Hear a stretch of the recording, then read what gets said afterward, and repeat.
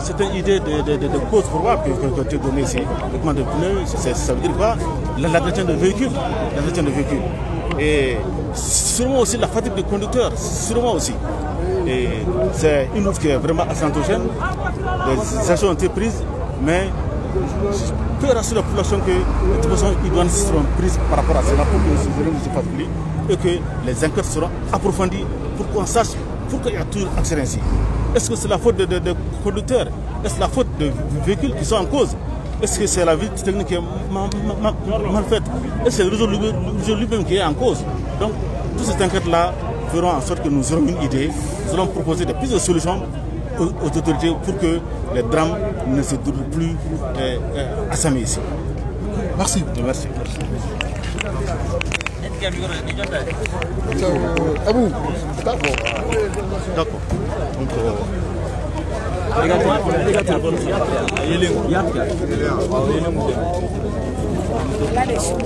ok. Ça va? Chico, ça va. Chico, bien les Chico. Ça va? Et voilà, donc voilà, Maliens, assalamu alaikum. Ayre nyabala Maliens ambi fuli bla oye ka ufuka wali mando ni shuina 20h wakati ni mobile de bena citerni do. Ayre nyabala kera samesra la. Donc citerni a benanga anta doni ay kasara mun ke folo pour le moment ama soro ko don. Donc an nana ni wakati na an nana fama soroya ulu wibulika jo sabati anga sapeur pompier mo ani anga polisu. Yoro falero jamala ayre nyabala citerni temeto de dro ko asira ka bentino ni chokoya la ka exploser. Donc a bena mo do de ka du kono na juste.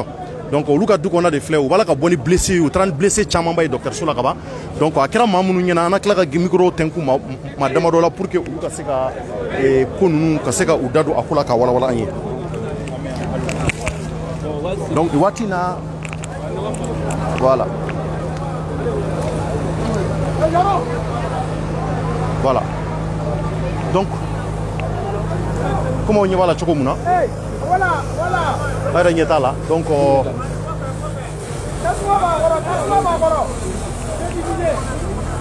voilà n terikɛ e tɔgɔ ni a kɛra ɲɛna e bɛ se ka dɔ fɔ a la e bɛ mun kalama a ko la bon ne yɛrɛ wulila ka na yan ye Sameria ɲɔmɛramugu e yɛrɛ wulila de mais e tɛ fɛn kalama la d'accord donc a bɔra ka ye an ye mun mɛn fɔlɔ pour le moment o y'o ye a bɔra ka a ye sapeur pompier mɔgɔw de filɛ ka tasuma in faga an ye mun mɛn fɔlɔ pour le moment o ye citerni de tɛmɛtɔ la citerni de tɛmɛtɔ la a sera ka talon ka bɔ ka bɛn nin cogo la ka bɛn mɔgɔw ka du kan komi aw ɲɛ b'a la cogo min na donc tasuma in kɔni a explosera directement an y'a mɛn ko blessé dɔw taara a la ka taga sapeur pompier mɔgɔw u taara ni blessé caman ye ka ban donc nin de kɛra Samɛ sira n'i bɛ taa Kati o sira de don.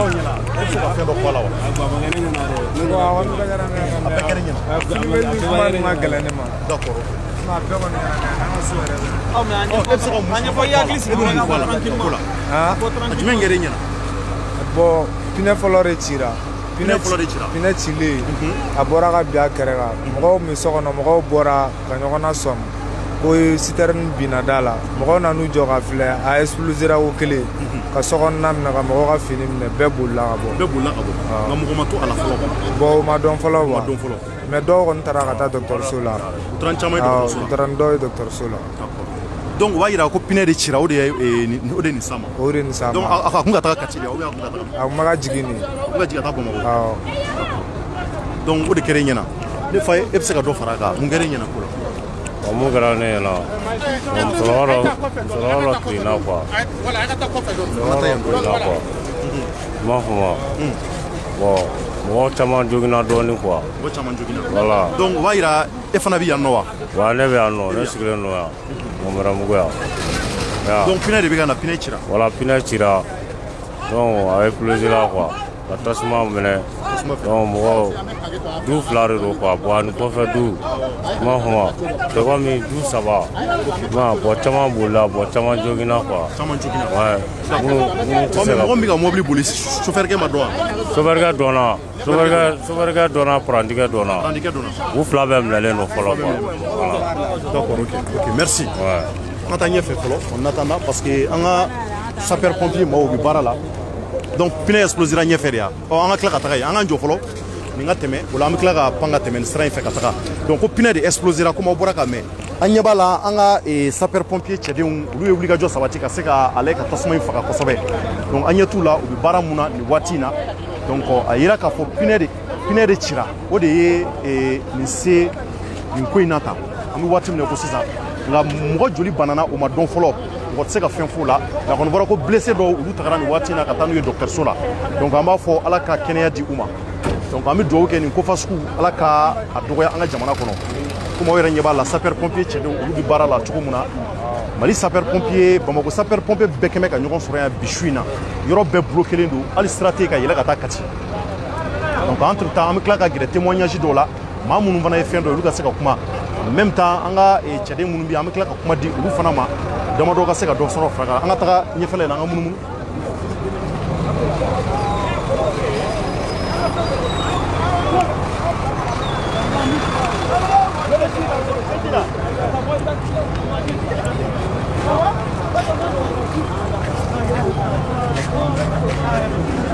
voilà donc ko pinɛ cira yɔrɔ mun na an bɛ tɛmɛ an bɛ t'o sira fɛ salamu alaikum man cɛ somɔgɔw bɛ di salamu alaikum somɔgɔw bɛ di somɔgɔw ka kɛnɛ mais a ka ɲɛmɔgɔ bɛ min a ka ɲɛmɔgɔ fa ɲinɛ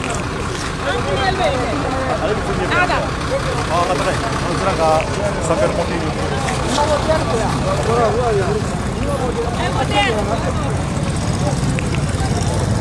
donc maliyɛnw an bɛ dugawu kɛ nin ko fasugu de kɛra sanmɛ sira la mobili de tɛmɛtɔ citerne a falen essence la pinɛ de balila ka ci a bɔra ka bin mɔgɔw ka du kan tasuma exploselen maa camanba bɛ yen minnu banana donc a yɛrɛ bɔra k'a ye cogo min na donc ka yira k'a fɔ nin waati in na an bɛ dugawu kɛ banabaatɔ minnu ni olu banana an t'a dɔn maa da minnu banana fɔlɔ an ma sɔrɔ k'o dɔn maa da minnu fana sara fana o fana ma dɔn fɔlɔ a kɔni yɛlɛ k'a fɔ ko maa caman bɛ yen minnu salamu alaikum comme aw nana retard la dɔɔni an ko mɔgɔw bɛ kuma damadɔ la ko in na voilà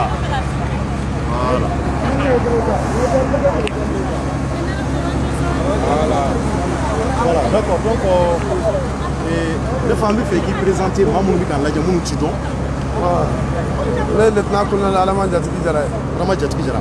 Ne ye colonel ɲɛmɔgɔ Bamakɔ yan. Bamakɔ yan.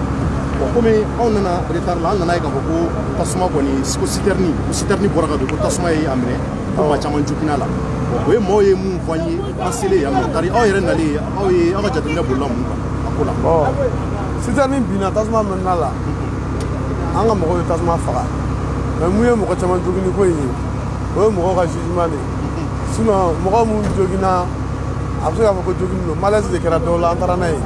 malaise de don. Awɔ sinon citerne ma bin mɔgɔ kan wa fo ka taa sisan se an m'a ye k'a fɔ ko mɔgɔ b'a kɔrɔ fana donc a ma exploser fana o de ka gɛlɛn. A ma exploser. Ayi a ma exploser voilà a ko ne ye koko kari bi an sera ka tasuma faga. A sera ka tasuma faga donc tasuma y'a minɛ mais a ma exploser. Ayi a ma exploser. D'accord donc o b'a yira k'a fɔ le fait que aw teliyara joona ka na kɛnɛ kan o de kɛra sababu ye ni mɔgɔw ni sera ka kisi. A kɛra ten an teliyara et puis mobili ɲumanw b'an bolo an nana ni mobili ye tasuma faga mobili 5 fo 6 capacité baw an nana n'olu de ye ala barika la baara ɲana an bolo. donc i bɛ se ka mun fɔ kɔrɔfɔ laban na nin ko la ko fasugu ninnu n'a bɛ kɛ ka caya. bon n bɛ mun fɔ ko ka citerne tɛmɛli ko bamakɔ yan solution ka ɲini a la jateminɛ ka kɛ citerne tɛmɛli kuma bamakɔ et puis u bɛ bɔ sira minnu fɛ donc n'i y'a ta k'a lajɛ dɔw delila ka kɛ yan fɛ sogoninko fɛn na e aussi yɔrɔ la o joginta cayara o ma dogo mɔgɔ la o tun ye essence ye ani gasoil ye ala barika la fɛn na mais an ka jateminɛ k'a la ale pour que an bɛ siran na mun ye o ɲɔgɔn wɛrɛ kana kɛ. donc an bɛ se ka mun fɔ maa ma jogi mɔgɔ ma sa la. ayi mɔgɔ ma jogi mɔgɔ ma sa la. merci beaucoup. merci. d'accord donc a tɛ tɛmɛ nin kan n hakili la a ye faamuyali caman sɔrɔ a la a ye faamuyali caman sɔrɔ an ce ani baara faamaw somɔgɔw bɛ di somɔgɔw kɛnɛ ba a kɛra e ɲɛna wa.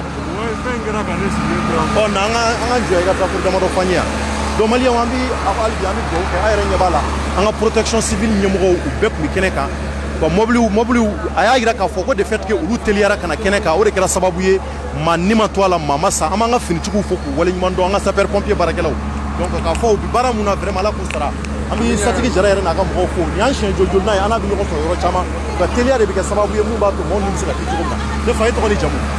Moi c'est Konaté Youssouf Adama. Konaté Youssouf Adama. Oui. Donc ko in kɛra ka e sigilen to yan. Oui a kɛra ka ne to yan. A kɛra cogo di e bɛ se ka mun fɔ a la. Bon camion in frein de kun t'a la citerne in frein kun t'a la.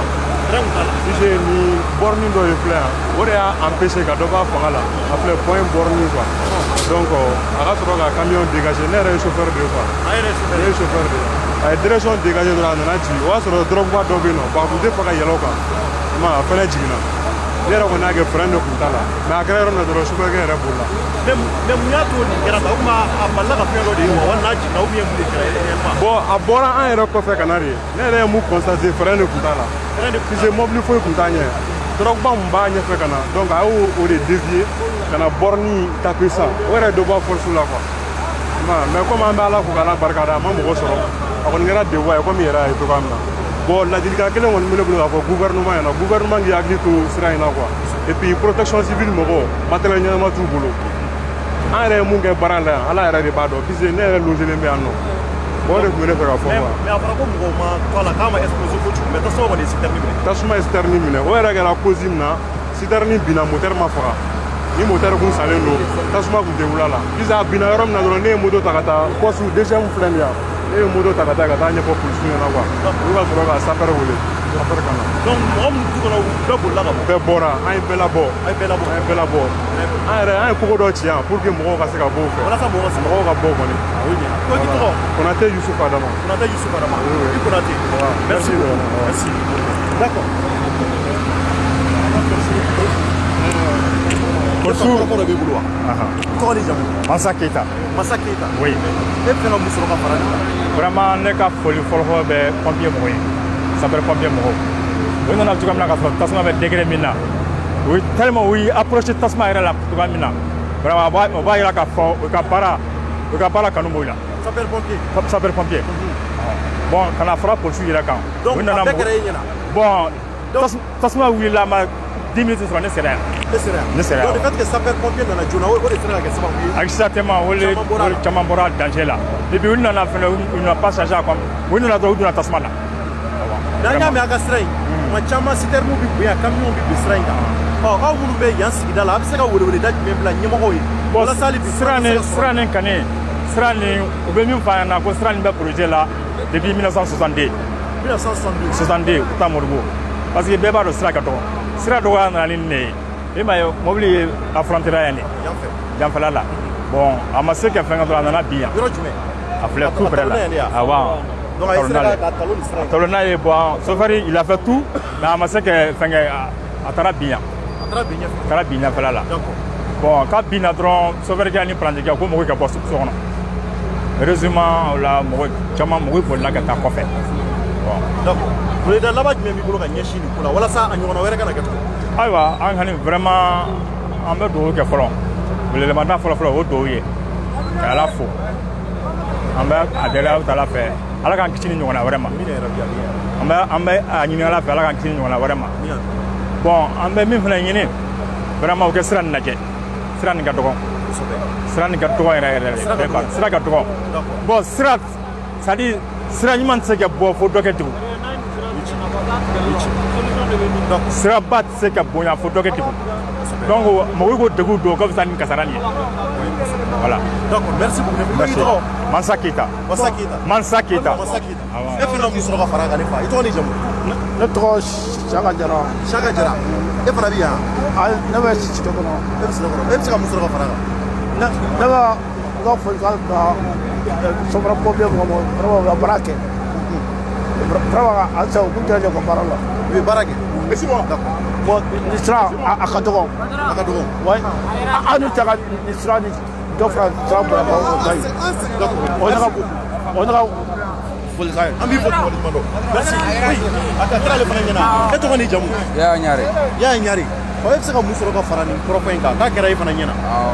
nyare ke bon mobile nalen aw melana don moi ina bo ferene tala ale gi nyeshi camera ma ina bo ferene ngte mobile la wa mo bol ma fenti wero ma nya wa aw le me fiega fin bugo point bugo ano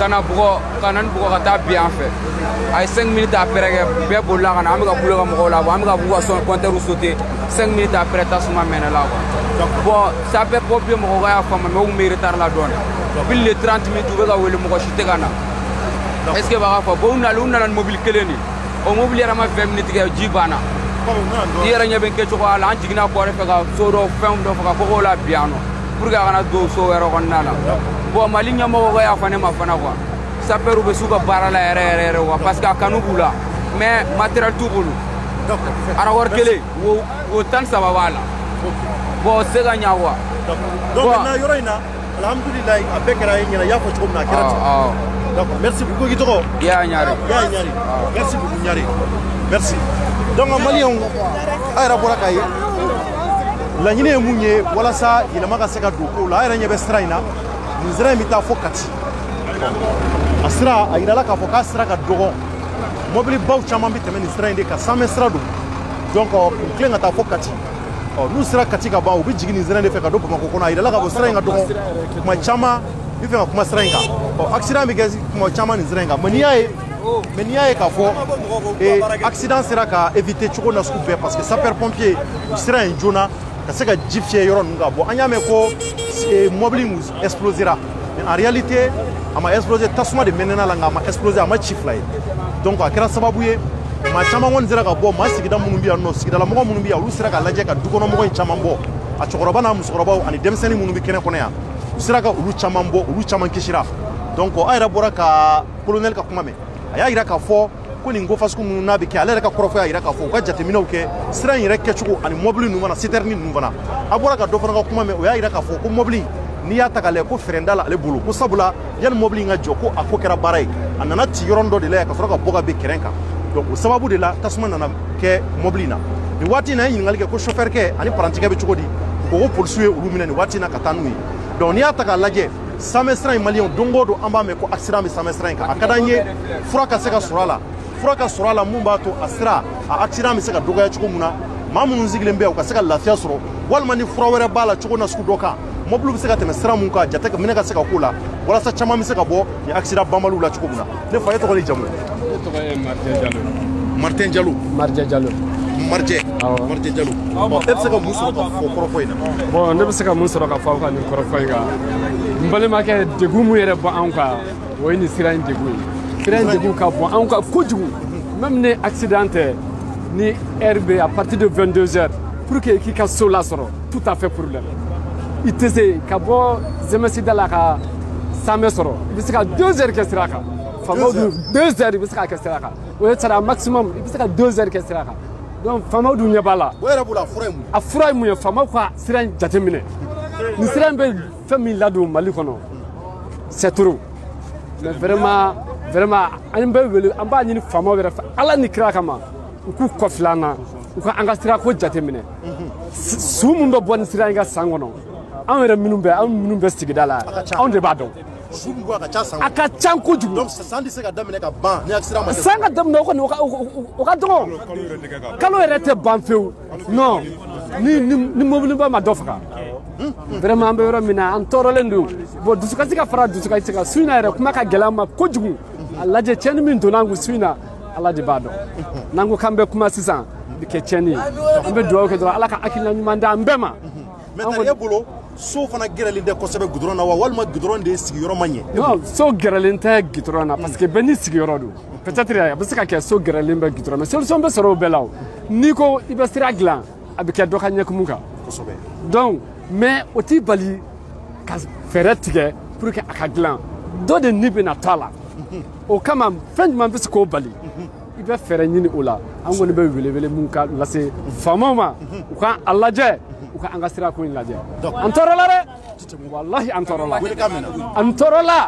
o bebegla akili de kono ambe ko laje alisa maintenant wulila be juguya anta ala delo la ambe yoro mina fanfa be jamanan sumaya anga ala delo ya ande jamanan siniya sigwi na ko be ka ke to mina be kan dépasser degun bɛ mɔgɔ bila fɛn dɔ la k'a sɔrɔ i se tɛ u ka sira in jateminɛ bon ne kɔni bɛ bɔ kuma kɔnɔ yan ne tɔgɔ ye Martin Diallo d'accord donc an b'ale hali bi nin waati in na Maliyɛnw an ɲɛ b'a la sanfɛ sira de filɛ an yɛrɛ ɲɛ bɛ yɔrɔ in na tasuma filɛ an ka taa sigi a kan yɔrɔ laban na k'a conclure kuma mun b'an bolo an b'o ɲɛfɔ waati in na bon an bɔra ka maa minnu bɛ nin kɛrɛfɛla ninnu na u ka kɔrɔfɔ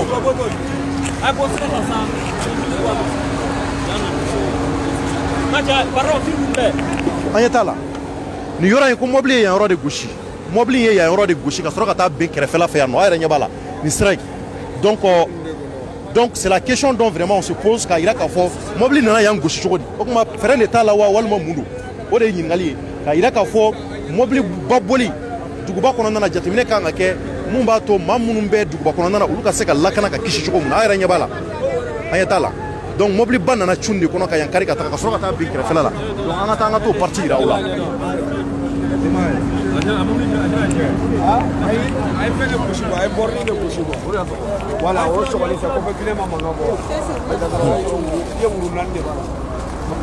voilà d'accord donc a yɛrɛ ɲɛ t'a la donc an ka parti laban yira aw la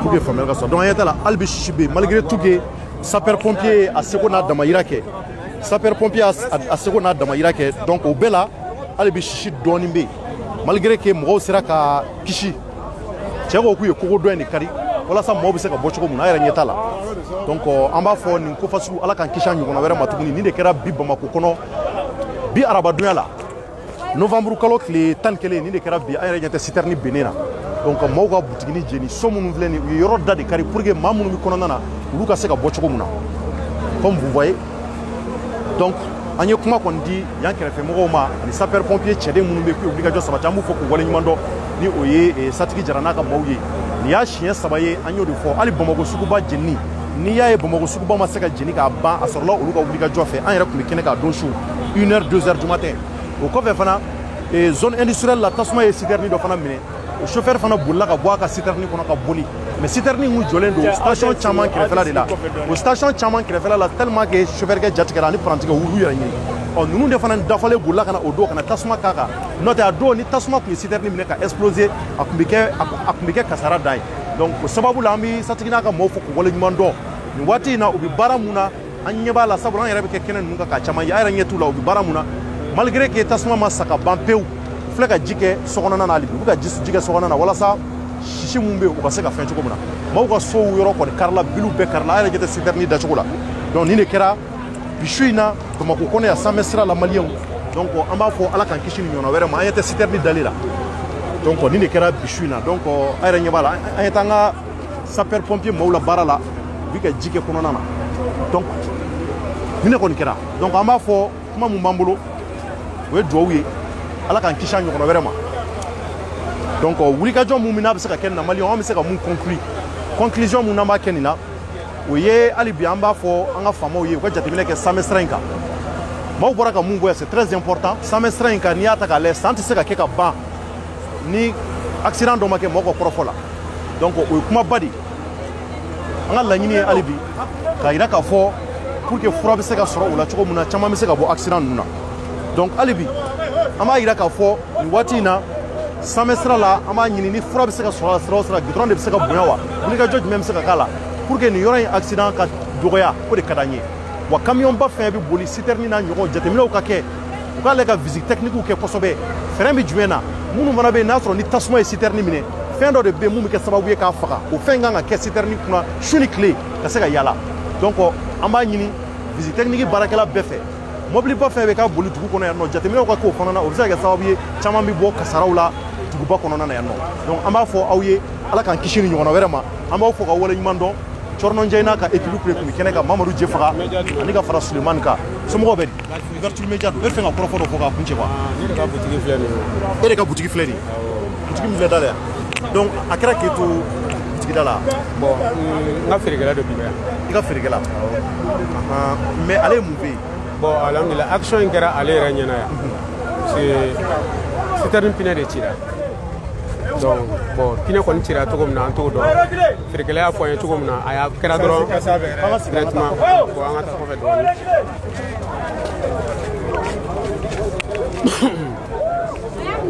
Voilà. Quand on a beaucoup fait, essence kasa. Il n'y a pas de problème. Voilà. Essence kasa be. Akoma no anga yere. Oh, ko il la banga na ta sura. Oui. Voilà. Donc, kuma bibulu. Voilà, alhamdulillah, nya fo chugo mna. Anga boutique kon be ya. Comme yere nyebe kola. Boutique be dumu kon ko na be jinna. Ali dumu tule mala be jinna. Donc, si teri kon na kana bi fo boutique dala.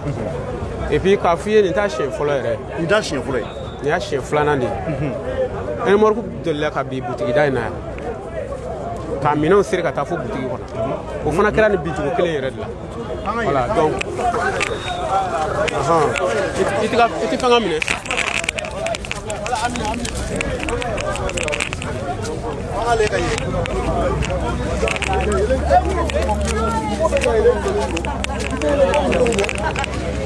Kanga yele ko tasuma bi ka citerne minɛ tuguni tasuma bi ka commencer ka minɛ u bɛ ka ji sira kan a yɛrɛ ɲɛ t'a la an k'an yɛrɛ ɲini joona. Voilà. D'accord. C'est bon? C'est bon. Avec quoi il coûte, les femmes? Comment vous pouvez le faire? Bon, on a mon for autorité, on est au cas de Siraina. Voilà.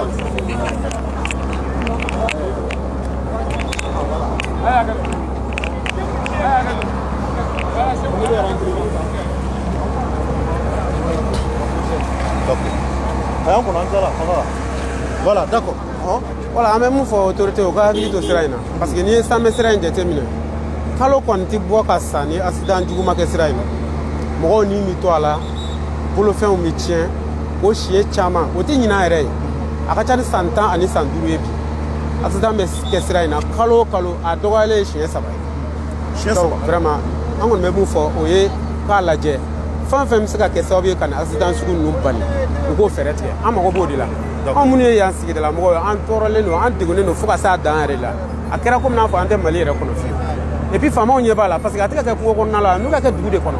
Ame dugu kono de la bomba ko dugu kono nous ka ke dugu de kono. Abe mo dabal de ba. To ame mu fo awe na saka la se je ro la kala se. Ko ka sira ko la te quoi. Sinti sira ere fi. Le route nationale do de mais sira te. Muli ba o banka. On a ñu ko no fe a be de banka ya. Tiens là ante ko ne no quoi. Ante ko ne no. Ne ka boutique fe be ti. Hal miselma boy. Era nyabala nya fie ni ashe flana wa ira ka boutique ko fe be ti. Foi te mun bora. Tasuma ya beji. Era nyebe ni morko dali. Fa citerne dali. Voilà, on faut droit ni foi. Voilà. Merci Amina. Merci. Miam. D'accord. Wali on bi bureau tike. Amba fo ni ne ko kera semestre la bi. Ambi do ke ala ka kishini ngono vraiment. Mamunu meni sigida la. Abora ko wolweli da kame. Ka nyashi mali fama kuraw ma ko ku bi fe furaga nyinu ka sira ko la sabula sira in sangono ma chama mi kasara ni sira inka donc citerni do fleka nu to ga dimaya la ma mi ma ko kata boga be uka donc am se kala fogala barkara sabula man ni ma to ala mais ali bi wolwele daka nga bla mumba to anyo kono wera kana ke o de ngal la nyile shurikle ama o foga wala nyimando aw denge ali aw balma kedu chorno nje ouverture jala sabar ba be fra protection civil wele abani na erkele mbo use masia unana fene ala ko te ko parama nim so anga fogo ja ko parama nim so hal doni mina tu ko mina tu ko aywa ko ni wonde ko mina nyige d'accord suro vraiment wa parama nim so hal doni titi mo ayu wele ya ni travela te erkele mana tasmo be gamene wal dugo d'accord donc am clair ko yoro souligner donc mali ayra boraka ngoro fo mais am ba fo awye Ali bi alaka la ñu sabati. Merci à toutes et à tous. Alaka dugu manje. Akambe watu.